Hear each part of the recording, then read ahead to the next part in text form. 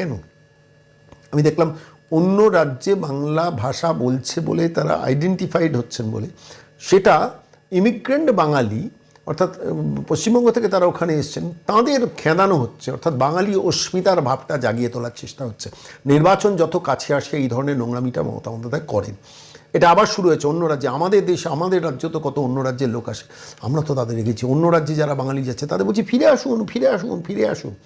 300 টাকা রোজগারের জন্য কাশ্মীরের চা বাগানে গিয়ে বাঙালি মারা গেছেন, তাদের শব্দ হয়ে বাংলায় এসছে।